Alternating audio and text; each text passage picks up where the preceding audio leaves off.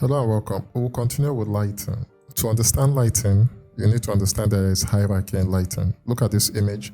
The sun is the primary source of light. Lights up the scene. We have accent lights, all these beautifying lights at the back of the bed, the smaller lights, just to make the scene beautiful. The secondary light here will be the skylight that envelopes the space, or other lights that enables you to see the space properly. So this is how lighting works, and this is how we're going to sort out our lighting. So we will start lighting up the scene by creating our primary light source. I'm going to come to this tab, click on Create Corona Sun.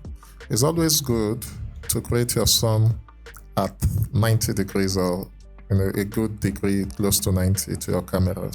So I'm going to click drag and then position it to somewhere here. After that is to set the height of the sun. So if I move it up, you can see it. Let me press F to go to front elevation. So this is basically it.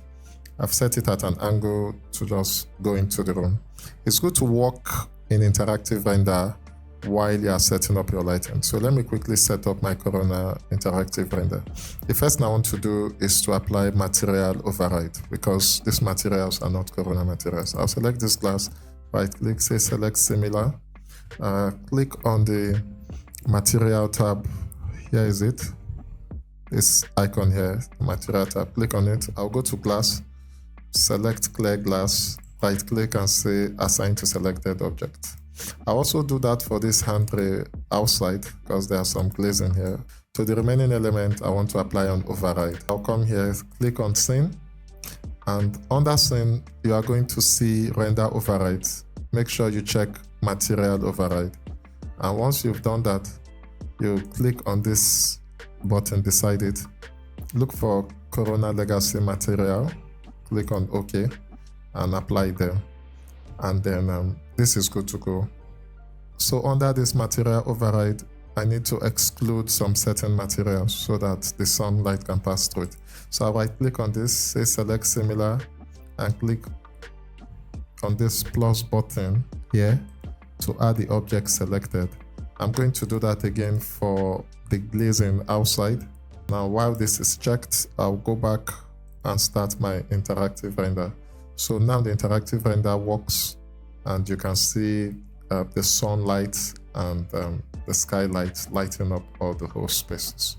So we set up most of our lighting and adjusted exposure in this interactive window. So let's begin. If you come to the left here, you will see tone mapping, bloom, and the rest. Sorry, let me close this. So let's start with tone mapping, and let's start with simple exposure. So if you click this to reduce it, you can see the exposure of the whole space reduces, and it's left for you to just adjust this till we get what we want. So before we round up with the sun, just one trick to make it not look this artificial. Under the create, go to AEC, extended, click on foliage.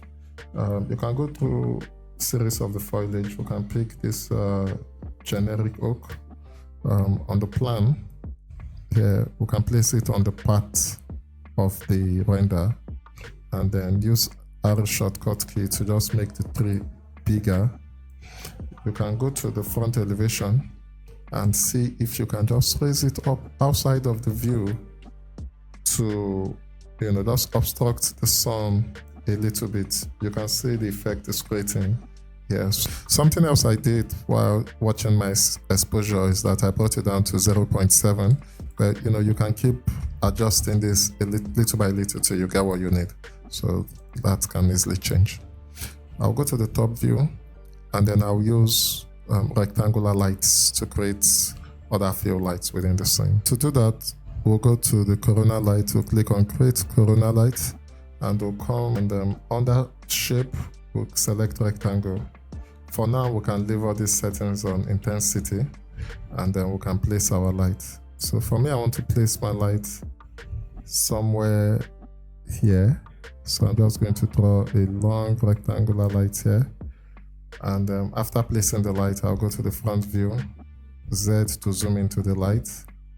And then I'm going to move the lights up. So I tap W and I'm moving it somewhere just inside my ceiling here, you can right click. Maybe if you want the light to face the wall or to wash on the wall, like in this case. I want to adjust the color a little bit. So I'm under the color temperature here. I'm going to leave it at 2.8. So I'll turn on my frame buffer. And